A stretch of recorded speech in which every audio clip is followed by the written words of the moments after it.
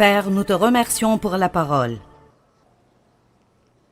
C'est merveilleux pour moi, Seigneur, que pour chaque problème que nous rencontrons, la réponse est dans ta parole, chacun d'entre eux. Et clairement, si nous voulons vivre de la façon dont tu nous guides, nous n'aurons pas de stress. Alors nous avons besoin que tu nous parles ce week-end et tu nous aides à comprendre les changements que nous pouvons faire par ta grâce, qui nous aide à vivre dans la paix. Au nom de Jésus. Amen. Eh bien, le stress est la maladie du siècle. C'est un business de plusieurs milliards de dollars. Le traitement du stress, le remède pour le stress, que ça vienne du fait de payer un psychologue ou de différents médicaments ou livres ou cours de gestion du stress ou séminaires ou quoi que ce soit. Vous avez vu comment vous avez réagi? Et quand j'ai dit au groupe de louanges ce que j'allais enseigner, ils ont tous dit « Oh, nous allons vraiment écouter ce week-end. » Et alors, je pense sûrement que nous comprenons tous que ce n'est pas la volonté de Dieu pour nous de vivre sous pression et avec du stress tout le temps. Combien d'entre nous comprennent que ce n'est pas la volonté de Dieu, d'accord? Et donc, c'est une maladie de notre culture. Mais même si nous vivons dans une culture, ça ne veut pas dire nécessairement que nous devons adopter cette culture. Écoutez ce que je dis. Autrement, nous finirons par faire des excuses pour tout. C'est la façon dont le monde est aujourd'hui. Mais cela n'a pas besoin d'être la façon dont votre monde est. Amen. Je vais demander cela de nouveau. Juste parce que c'est la façon dont votre monde est aujourd'hui, ça ne veut pas dire que ça doit être la façon dont votre monde est, ou la façon dont mon monde est. Et je peux vous dire si quelque chose changera dans vos vies ou dans ma vie, alors nous devrons prendre la responsabilité de le changer. Maintenant, la première chose que nous faisons dans toute situation est d'aller vers Dieu. Mais je pense que nous nous perdons entre ce que Dieu fera et ce qu'il nous rendra capables de faire. Vous voyez, nous prenons part avec Dieu. Nous sommes des partenaires de Dieu. Et je pense vraiment que beaucoup de fois, les gens pensent que la prière est juste faire que Dieu répare tout cela. Alors que je ne fais juste rien, ou je continue même de faire les mêmes choses stupides que je fais déjà. Mais maintenant, je m'attends à ce que Dieu se débarrasse en quelque sorte de la récolte que je sème dans ma propre vie. Est-ce que vous comprenez? Et alors, quand vous priez, vous devez ouvrir vos oreilles pour écouter ce que Dieu vous dira concernant quelles sont les causes de vos problèmes. Maintenant, parfois il n'y a rien que nous puissions faire, et si c'est le cas, alors Dieu vient et fait tout. Mais souvent, la racine de votre problème est que nous vivons juste avec un manque de connaissances et dans ce que la Bible appelle l'ignorance. Nous ne marchons pas dans la sagesse, nous faisons des choses parce que c'est juste la culture dans laquelle nous vivons, et c'est ce que tout le monde fait, et donc nous faisons cela. Mais nous devons retourner à la parole de Dieu tout le temps, retourner à la parole de Dieu, et les proverbes sont pleins de sagesse. Retournons à la parole de Dieu et prenons un engagement de ne pas vivre d'après ce qui arrive autour de nous, mais de prendre des décisions d'après la direction du Saint-Esprit. Combien croient que si nous sommes tous dirigés par l'Esprit, nous aurons des vies plutôt paisibles? D'accord.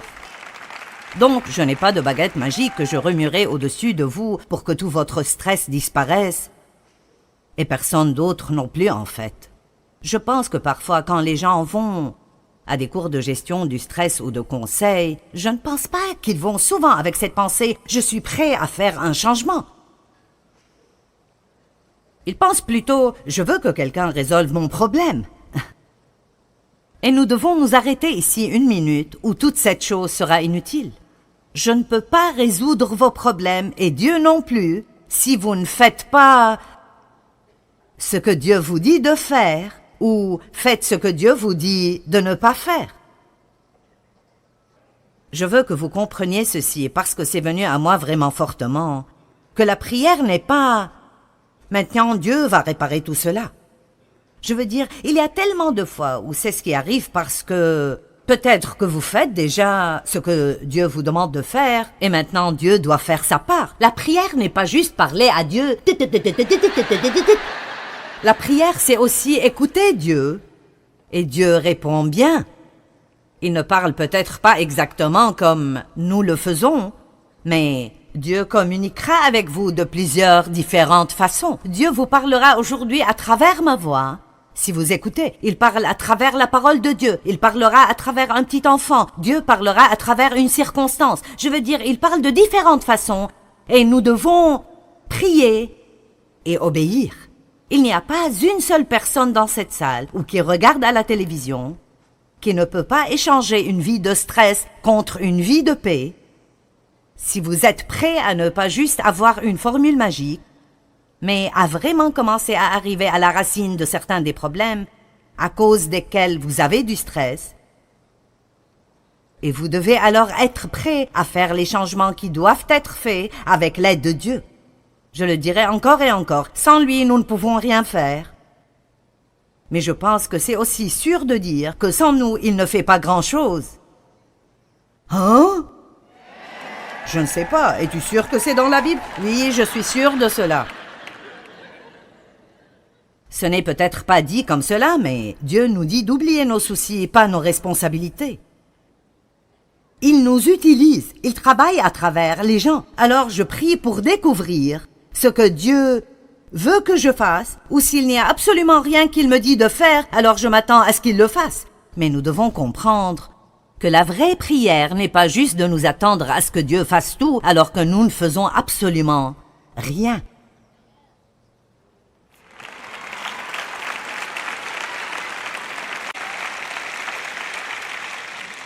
Le stress est tout autour de nous et il y a peu de chances qu'il diminue. Donc, quelles sont nos options? J'ai essayé pendant de longues périodes de temps de changer tout autour de moi. Et c'est peut-être là où vous êtes maintenant. Eh bien, si tu arrêtes de faire ça, j'aurai la paix. Et si tu arrêtes de faire ça, j'aurai la paix. Et si tu commences à faire ceci, alors j'aurai la paix. Si j'avais plus d'argent ou si j'avais un meilleur patron, j'aurais la paix. Et c'était toujours quelque chose d'extérieur. Allons maintenant. C'était toujours quelque chose d'extérieur qui était la raison pour laquelle je n'avais pas de paix. Et vraiment, ça nous ramène en arrière jusqu'au jardin d'Éden, le blâme. La femme que tu m'as donnée. Elle me l'a donnée.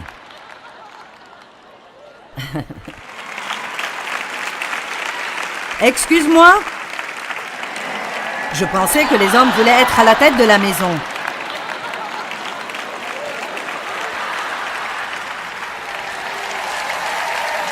Quoi, à propos d'être à la tête du jardin, il faut commencer comme il faut. Ne vous inquiétez pas, je continue. Mais tant que nous ne quittons pas de cette notion que, eh bien, tu sais, je veux juste de la paix et tu voles ma paix. Et si mes circonstances changeaient, j'aurais plus de paix. Vos circonstances, je ne veux pas être décourageante. Vos circonstances changeront peut-être, mais vous en aurez d'autres. Hein? Je veux dire, c'est vrai, vous savez, vraiment. Celles que vous avez s'en iront. Quelque chose d'autre viendra. Nous devons juste apprendre comment être dans le monde, mais ne pas agir comme lui. Donc le stress est tout autour de nous. Il n'est pas prêt de diminuer, donc quelles sont nos options? Eh bien, nous n'en avons que deux d'après ce que je perçois. Continuer à être stressé jusqu'à ce que nous craquions. C'est une option et, tristement, je sais que certains de vous prendront cette option. Ou vous pouvez apprendre à ne pas être affecté par le stress en l'empêchant de venir en vous. Ce qui est autour de nous n'a pas besoin d'entrer en nous. Amen. La paix a été définie comme étant un cœur calme. Et mon Dieu, j'aime cela. un cœur calme. Jésus était entouré par des situations stressantes. Rejeté par sa famille et ses amis. Certains passent par cela maintenant. Vous laissez cela vous stresser. Accusé d'être vil, accusé de faire quelque chose ou avoir une sorte de motif méchant qui n'est pas vrai à votre propos du tout. Les fausses accusations peuvent nous stresser. Nous voulons convaincre tout le monde que nous sommes bons. Remarquez que Jésus n'a jamais essayé de faire cela. Ses disciples avaient besoin de beaucoup de corrections. Il les édifiait pour le travail de porter l'Évangile au monde et ils avaient une période très courte pour faire cela. Parfois, tous les gens autour de nous qui ne font pas ce qu'ils devraient faire peuvent vraiment nous stresser. Je dois toujours te dire quoi faire, à chaque fois, constamment. Et puis quand je te le dis, tu ne peux pas le faire. Des foules énormes le suivaient partout. Et ils voulaient tous des miracles, des guérisons et être aidés d'une certaine façon. Vous savez, j'ai même dit, tous ceux qui viennent vers moi veulent quelque chose.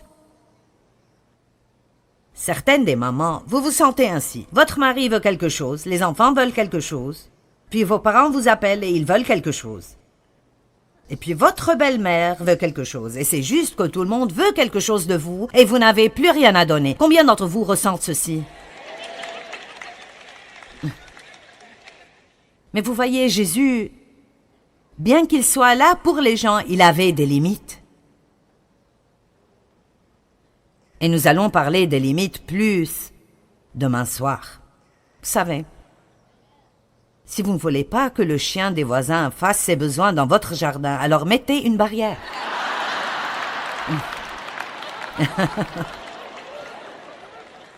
Amen. Et cela veut dire que nous devons mettre des barrières autour de nos vies et dire « Tu peux t'approcher comme ça, mais tu ne peux pas venir plus près. »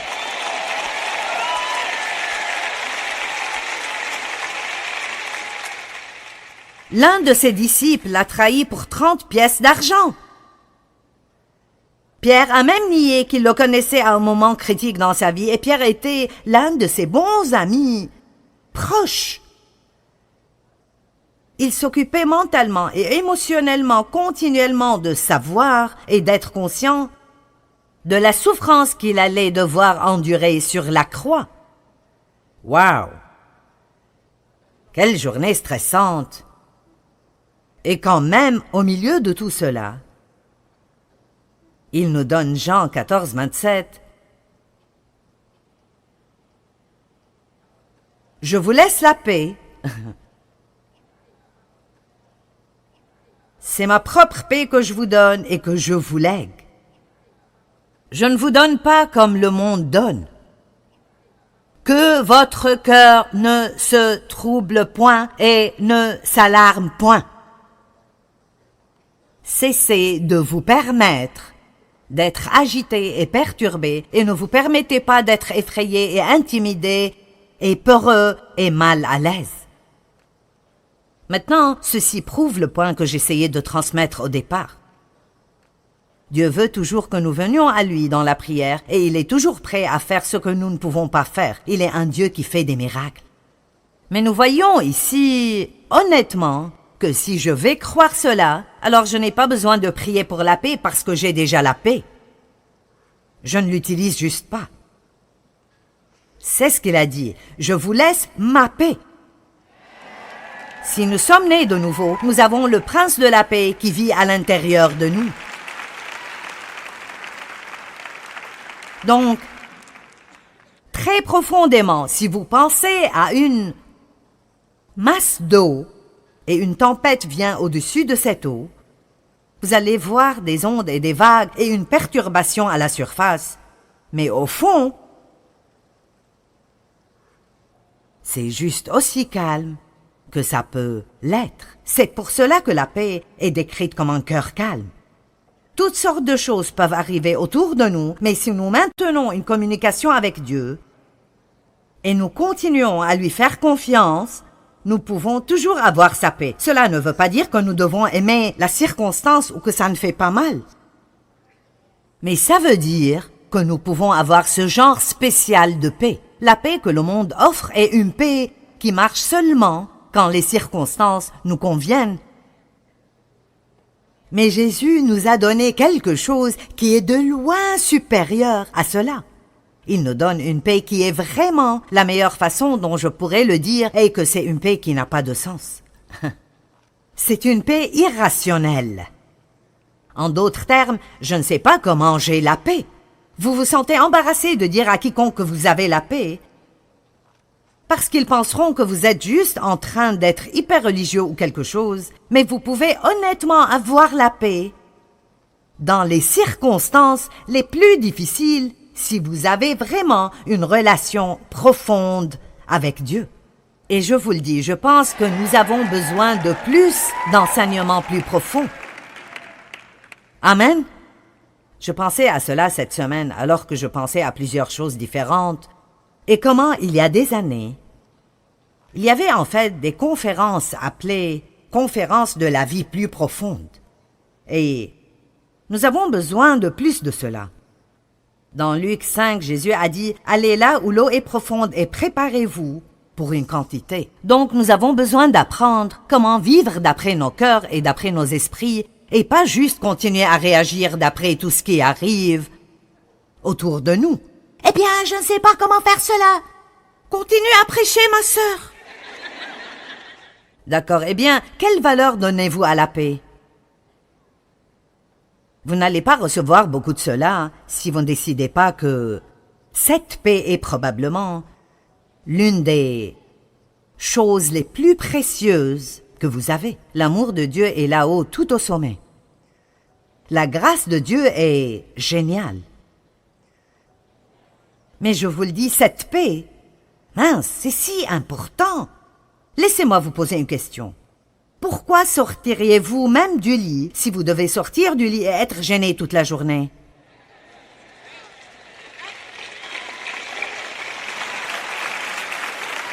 Et c'est pour cela que certaines personnes qui sont déprimées n'essayent même pas de sortir du lit, parce qu'ils ne veulent pas faire face à un autre jour. Mais ce n'est pas la réponse. La réponse n'est pas de se cacher de la vie. Ce n'est pas d'éviter vos problèmes. C'est d'apprendre comment s'occuper de choses comme Jésus s'occupait des choses. Laissez-moi partager ma marche de stress avec vous pour que vous sachiez que je sais ce dont je parle. D'abord, j'ai été sexuellement abusée par mon père. Pendant plusieurs années, j'ai épousé le premier homme qui est venu, juste pour échapper. Et il était un arnaqueur et un vrai escroc, et a fini par aller en prison pour vol. Et c'était un cauchemar de 5 ans ajouté à un cauchemar de 18 ans. Donc là, j'avais 23 ans, et je suis dans un mauvais état. C'est étonnant combien de personnes paraissent bien de l'extérieur, mais ils sont mal en point. Amen. Et je pense que ils ont créé le mot dysfonction pour moi, vous savez. C'est pour cela que je suis si radicale concernant la parole de Dieu, parce que c'est ce qui m'a changé. Et non seulement la lire, mais la recevoir, l'aimer, lui obéir. Et ça a été une aventure de 40 ans, mais laissez-moi vous dire, la parole de Dieu travaillera dans votre vie si vous ferez tout ce qu'elle vous dit de faire. Et ne me dites pas ce « je ne peux pas ». Parce que tout ce que Dieu nous dit de faire, il nous donnera la capacité de le faire si nous le voulons.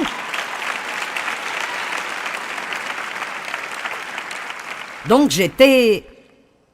je m'inquiétais, j'étais pleine de peur, j'étais en colère, je n'étais pas assurée. En résumé, je ne me sentais pas bien à mon égard. Donc j'ai essayé de trouver de la valeur dans mon travail et dans l'accomplissement. Donc j'ai travaillé jusqu'à la mort.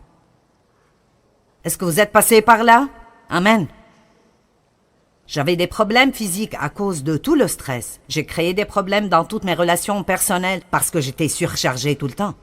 Savez-vous que si vous êtes stressé tout le temps, vous n'êtes pas facile à côtoyer? Point final, fin de la conversation.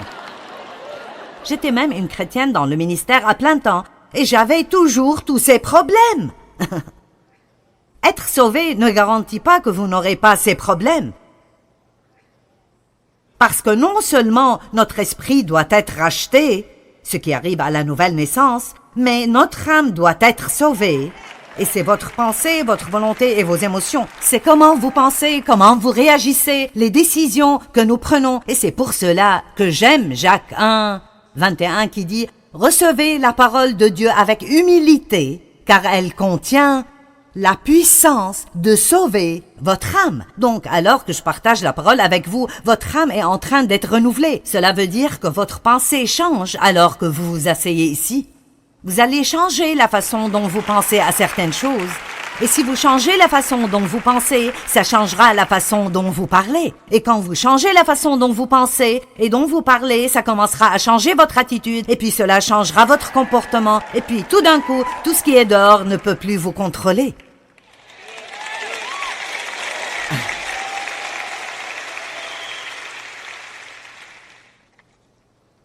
Après plusieurs années de tourments, j'ai finalement décidé que j'allais avoir la paix à tout prix. Et je veux m'arrêter et dire que Dave était un grand exemple pour moi. Et si vous êtes l'une de ces personnes très paisibles et vous pensez que vous n'avez pas vraiment besoin de cela parce que vous n'avez pas de problème de stress, vous en avez vraiment besoin parce que vous côtoyez des tas de personnes qui en ont. Et vous ne les comprenez probablement pas non plus. Vous dites, quel est ton problème? Pourquoi te fâcherais-tu à ce propos? Pourquoi t'occuperais-tu de cela? Eh bien, ils sont comme ça. Mais vous voyez, Dave était un grand exemple pour moi. Que je pouvais avoir la paix parce que je venais d'un endroit où je ne savais même pas ce que c'était. Combien d'entre vous ont grandi dans une maison et une atmosphère colérique, violente et outrageuse, et vous ne saviez même pas ce à quoi la paix ressemblait? Je ne savais pas ce que c'est. Quand je commençais à avoir la paix, ça m'ennuyait. Et comme c'est stupide, j'étais vraiment ennuyée. C'était comme... Honnêtement, si je n'étais pas fâchée et je n'avais rien qui m'inquiétait et je n'étais pas en colère contre rien, je ne savais pas quoi faire de moi-même. Et je ne plaisante pas. Je me souviens de m'asseoir dans un fauteuil à bascule en pensant « c'est ennuyant ».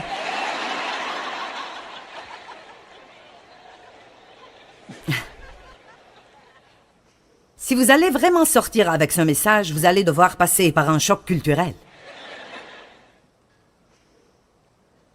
J'ai décidé que si Dave pouvait l'avoir, je pouvais l'avoir.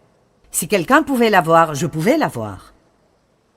Alors j'ai pris une décision, et si je ne fais rien ce soir d'autre que de vous amener au point de prendre une décision, je veux que vous preniez une décision que quoi que ça demande, allez, quoi que ça demande, je veux que ceci tombe en vous comme une pierre. Quoi qu'il arrive, je vais avoir la paix.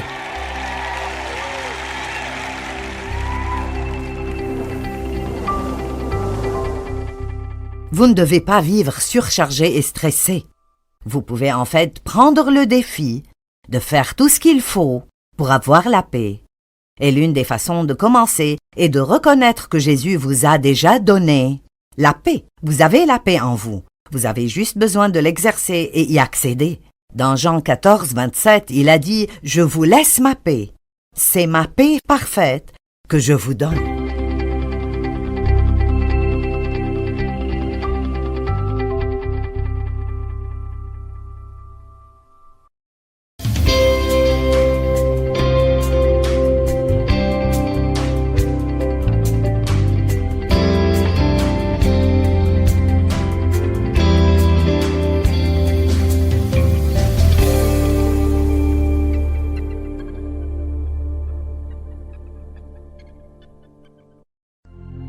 Ce programme est financé par les amis et partenaires du ministère de Joyce Meyer.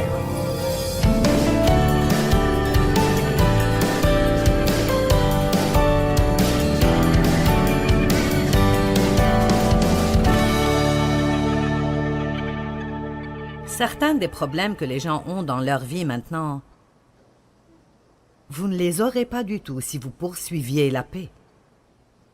Suivez votre cœur. 1 Pierre 3, 11. Qu'il se tourne du mal et s'en éloigne, qu'il fasse ce qui est bien, qu'il recherche la paix l'harmonie, le calme face à ses peurs, les passions agitées et les conflits moraux, et qu'il recherche avec ténacité. Écoutez, ne cherchez pas juste les relations de paix avec Dieu, avec votre prochain et avec vous-même, mais poursuivez-les et pourchassez-les. Maintenant, ce verset m'a beaucoup aidé parce que j'ai finalement vu que je n'allais pas avoir la paix juste en disant « Oh Dieu, donne-moi la paix ». Oh Dieu, donne-moi la paix. Dieu, s'il te plaît, donne-moi la paix. Eh bien, je prie pour la paix. Mais je ne me sens pas en paix. Peux-tu prier pour moi, pour la paix? Je prierai pour vous pour que vos yeux soient ouverts et que vous compreniez que vous avez toute la paix dont vous aurez besoin qui vit dans votre cœur si vous le laissez travailler. Amen. Vous savez, ça a pris beaucoup d'années, pour que je commence à avoir cette révélation. Je pense que parfois nous prions faussement. Nous prions pour des choses que nous avons déjà et que nous n'utilisons pas. Donc, c'est un peu comme ça. Dave et moi, nous avons une conversation qui devient bruyante. Vous savez ce que ça veut dire quand la conversation commence à devenir bruyante? D'accord. Donc, voyez, c'est comme un signal d'alarme. Et je suis déjà passé par là. Et alors, quelque chose vient à moi, de là, mais quelque chose monte en moi. Et vous savez, parfois pour moi, c'est juste ce petit... chut.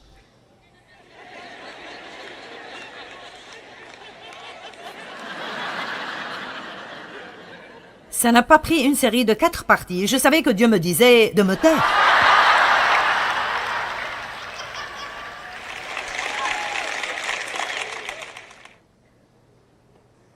Mais je ne veux pas me taire.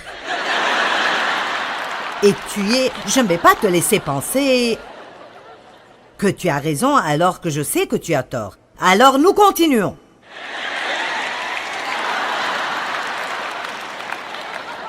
Mais vous voyez, même si cela mérite peut-être, si je laisse cette paix qui est en moi agir, alors je pourrais rester assez calme dans cette situation.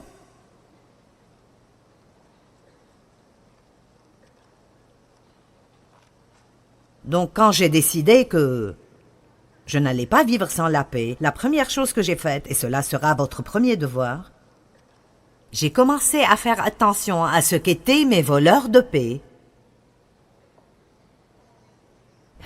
Et j'ai commencé à faire des changements. Si je vous dis maintenant, je peux amener presque n'importe qui entre vous ici et dire « Qu'est-ce qui vole votre paix ?» Et là, vous pourriez réciter une liste. Donc, vous devez faire une liste. Vous avez besoin de faire une liste des choses qui volent votre paix et vous devez réaliser que le diable sait ce que chacune d'elles est. Et, l'une de mes phrases préférées, il vous met dans des situations où vous êtes gêné parce que pas de paix veut dire pas de puissance. Vous me suivez? Pas de paix veut dire pas de puissance. Maintenant, je vais vous dire une petite histoire. Je l'ai dite à l'une de mes conférences. Mais elle est fraîche, donc je vais la dire de nouveau. J'ai fait un petit enseignement, l'un de ces petits enseignements de studio que je fais parfois, avec une petite audience à propos de semer et récolter. Et je ne parlais même pas particulièrement de semences et de récolte financière. Je parlais de semer et de récolter dans tout domaine de notre vie. J'aime ce truc de semer et de récolter parce que je sens que ça me donne une mesure de contrôle sur ma vie. En d'autres termes, si je veux plus d'amis, ce que je dois faire est d'être plus aimable. Si je veux que les gens soient bons envers moi, tout ce que je dois faire est de commencer à être bon envers eux. Donc c'est vraiment une chose sympa que Dieu nous a donnée. Nous devons toujours attendre pour avoir. Nous disons, pourquoi ne me donnes-tu pas ce que je veux? Mais Dieu dit que vous devez semer un peu d'abord.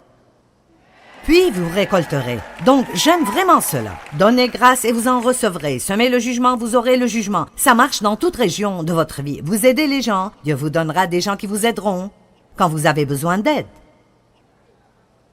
Après que j'ai fait l'enseignement, Ginger et moi nous parlions et j'ai en quelque sorte décidé que j'allais tester cela moi-même. Je vais juste choisir quelque chose et je vais commencer à en semer exprès et je vais voir combien de temps ça prend pour que je commence à en recevoir. Et elle a dit, je vais faire la même chose. Alors elle m'a dit ce qu'elle allait faire et c'était bien, une chose qu'elle voulait, alors elle allait commencer à semer. Et je ne savais vraiment pas ce que je voulais, alors j'ai dit, je vais devoir prier. J'ai commencé à prier en disant, Dieu, qu'est-ce que je veux vraiment? Et ici aussi, je ne dis pas ça pour paraître comme si j'essayais d'être très religieuse, mais plus que tout ce que je voulais à ce point dans ma vie, ce que je voulais est que la puissance de Dieu soit sur moi d'une telle façon que quand je prêche l'Évangile, les gens sont libérés et guéris et délivrés et sauvés et remplis du Saint-Esprit. Et je suis déjà passée par le désir pour tout le reste, donc ce n'est pas comme, vous savez, comme si j'étais Sainte Joyce, parce que je ne le suis pas, mais à ce point dans ma vie, j'étais assez vieille pour réaliser qu'il n'y a pas beaucoup plus qui ait un sens. Et alors, si je vais faire cela, je suis très orientée vers les résultats, donc je veux des résultats. Je veux que les gens disent « Ce message a changé ma vie ». Je veux que les gens disent « J'avais une tumeur et elle a disparu ». Alors que la parole était prêchée. Je crois qu'il y a la puissance de guérison dans la parole de Dieu et je crois que nous devons connaître cela. Il envoie sa parole et les guérit et les délivre de la fosse et de la destruction. Et donc, je prends mon temps avec Dieu et je dis, d'accord, voici ce que je veux. Je veux plus de puissance et Dieu m'a parlé et il a dit, alors sème plus de paix. Et immédiatement, j'ai vu une situation que j'avais traversée ce jour-là, le jour de choses que nous traversons tout le temps. J'ai commandé du matériel à un endroit où j'ai acheté des étoffes pour couvrir des chaises à la cuisine. J'ai commandé 8 mètres. Que tout le monde dise 8. Mais quand ils les ont amenés, il y avait 6 mètres et demi. Maintenant, je peux comprendre 7 ou 9, mais d'une façon ou d'une autre, ils ont mis dans l'ordi 6 et demi. Et alors, j'ai commencé. Pour l'amour du ciel! Je n'ai pas dit cela aux gens, je parlais à ma fille. Pourquoi les gens ne peuvent-ils pas faire ce qu'on leur demande de faire? Est-ce que quelqu'un a déjà fait ce commentaire? Et ma fille a rapidement répondu et j'ai su que c'était Dieu qui me parlait à travers elle. Et elle a tout simplement dit si doucement, eh bien, parce que les gens commettent des erreurs. Eh bien...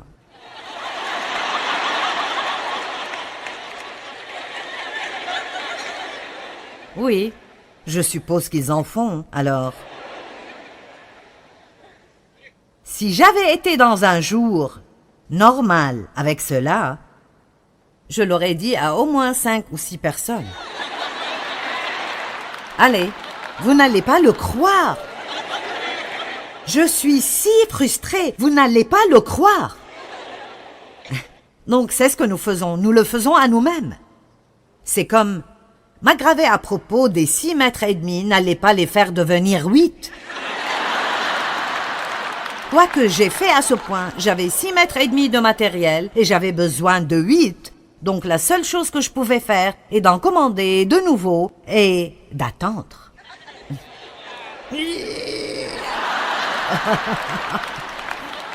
Ce que je ne voulais pas faire. Puis ils ont livré ma table basse et les gens qui l'ont livrée ont mis la boîte au milieu du salon et s'en allaient. « Wow, attendez! N'allez-vous pas l'assembler? Non, nous ne le faisons pas. Eh bien, si vous ne le faites pas, qui le fait? » Dieu merci, je n'étais pas à la maison où ce ne serait pas beau. Ma fille s'est occupée de ceci et donc... elle a dit « Non, nous avons besoin de vous pour l'assembler. » En résumé, toutes les pièces n'étaient pas là et certaines étaient abîmées, alors ils ont dû la reprendre. Donc maintenant, nous attendons cela. Mais c'était là la situation que j'avais en tête quand j'ai entendu « Sème la paix et reçois la puissance. » Et je crois de tout mon cœur que la raison pour laquelle Jésus a pu calmer la tempête, dont tout le monde avait peur, était qu'il avait la paix en lui. Vous ne pouvez pas donner ce que vous n'avez pas. Allez, vous ne pouvez pas donner ce que vous n'avez pas. Mais je vous dis cela, si vous restez en paix, ou si je peux rester en paix dans toute situation, Satan perd le contrôle. Il perd absolument et complètement le contrôle et immédiatement nous avons un avantage parce que quand vous restez en paix, vous pouvez entendre de Dieu et être guidé par l'Esprit et savoir quoi faire. Mais dès que nous devenons frénétiques, la situation s'empire. Quels sont certains de mes voleurs de paix? Vous en reconnaîtrez certains, j'en suis sûr. Avez-vous compris mon exemple à propos de semer la paix et de récolter la puissance? Vous comprenez cela? Dire oui à des choses que je ne veux vraiment pas pour que d'autres personnes soient heureuses. Mon Dieu, cela m'énerve vraiment. Et puis vous savez ce que nous faisons? Nous leur en voulons. Allez maintenant. Nous leur en voulons parce qu'ils contrôlent nos vies.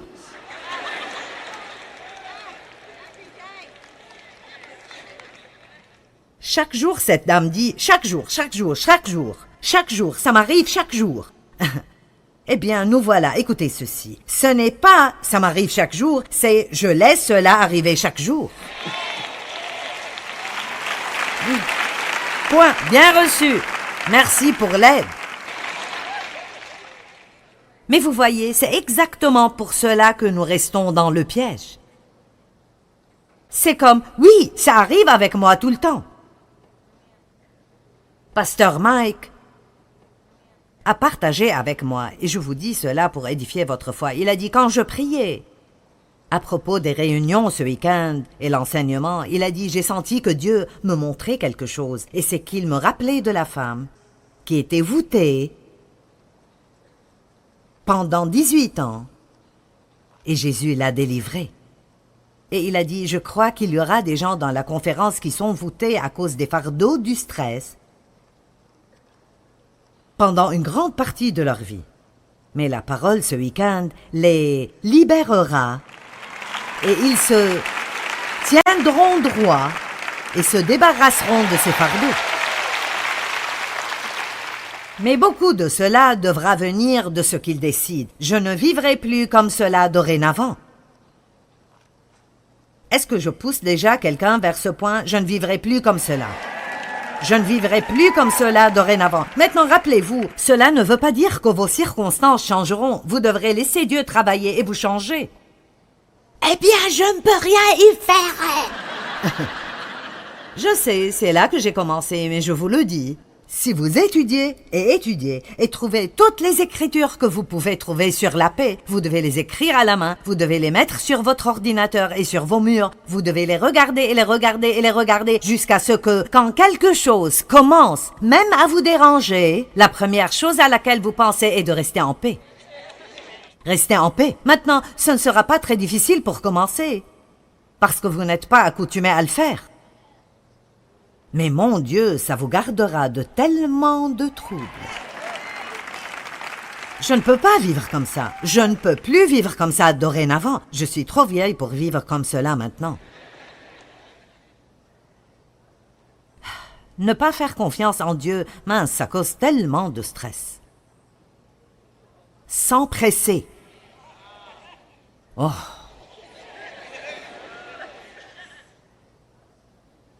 Avoir trop de choses qui arrivent en même temps.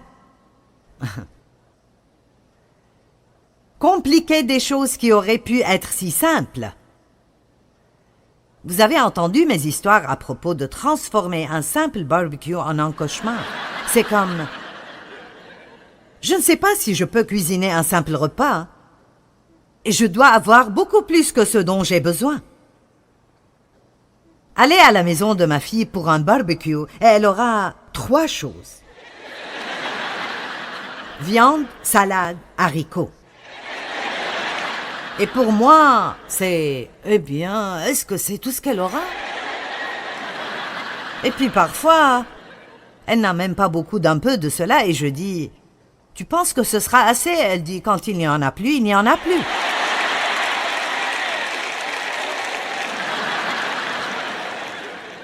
Donc là, je me fâche à cause de son barbecue.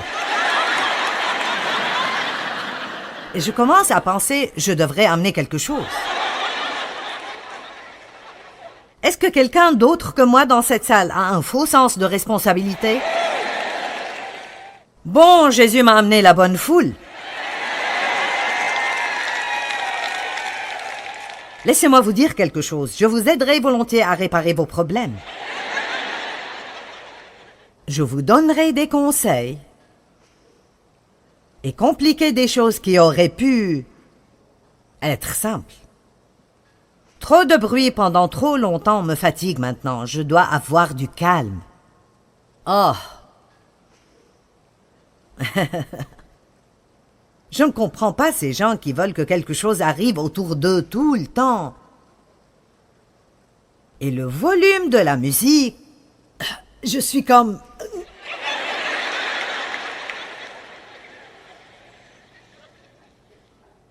Trop parler me gênera. Si je parle trop, je peux même me gêner moi-même.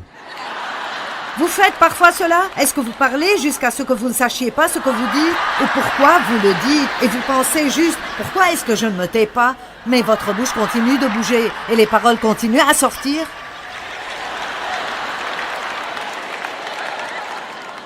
Et je vous le dis, ce que je hais plus que tout, quand je suis avec quelqu'un qui ne parle pas, et puis je dois parler tout le temps. C'est si stressant d'être avec eux. Mais vous voyez, je n'en ai pas vraiment besoin. Je peux juste jouir du calme. Je travaille encore sur certaines choses. Ne pas dormir assez. Ouf! Mince. Vous n'aimerez pas celle-là, mais la voici venir manger des cochonneries. Et nous sommes à Hershey, en Pennsylvanie. D'accord. Je vais vous donner le meilleur petit conseil maternel que je puisse possiblement vous donner. D'accord. Je suis allée à ma chambre d'hôtel aujourd'hui. Il y avait une belle barre de chocolat blanc. Je l'ai regardée et j'ai pensé, je ne vais pas manger cela. Regardez-moi, je vais vous dire quelque chose. Vous êtes prêts? Vous n'avez pas à manger tout ce que quelqu'un met devant vous. Vous devriez être plus heureux à ce propos que vous ne l'êtes. Vous n'avez pas à manger tout ce que tout le monde met devant vous. Il y a un magasin de chaussures où je vais et ils offrent des biscuits. J'y vais pour des chaussures et ils offrent des biscuits. Et j'y étais la semaine passée et je ne voulais pas de biscuits. J'ai dit non aux biscuits. Et la fille me suivait dehors avec un sac de biscuits. Et... je veux dire, je la connais, mais elle me connaît parce que j'achète des chaussures là-bas. Nous avons eu une petite conversation et j'ai dit, écoute, j'ai prêché à propos de toi.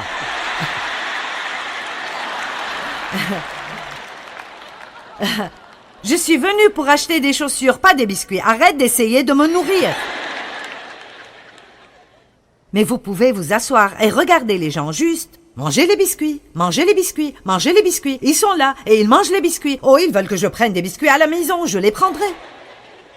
Allez, mettez des limites. Mettez des limites dans vos vies. Prenez des décisions. Décidez ce que vous allez faire et arrêtez de laisser tout autour de vous vous contrôler.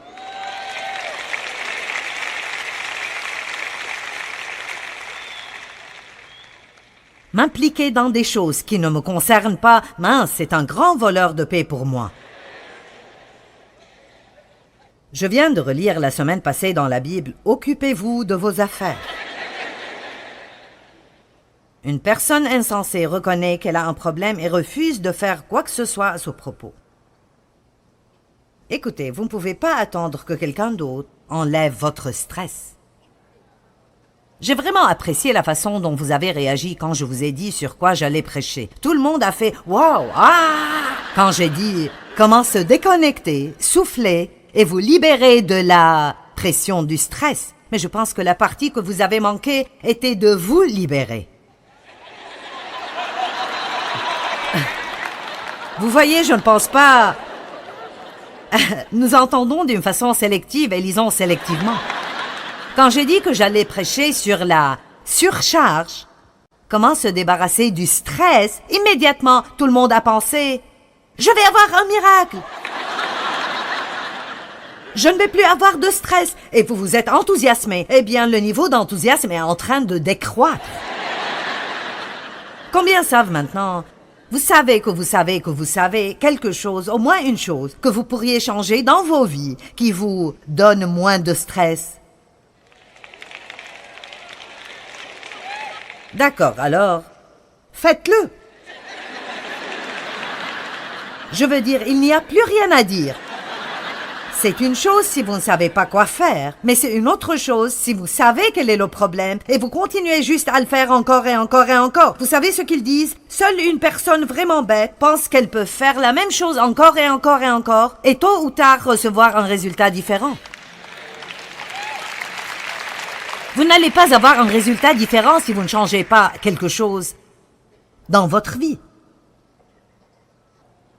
Je ne vivrai pas aussi stressé. Je ne le ferai pas. Il y a plusieurs années, j'ai fait le commentaire en titre de fête, ça fait 9 ans, et j'ai dit « Je ne vivrai plus ainsi plus longtemps.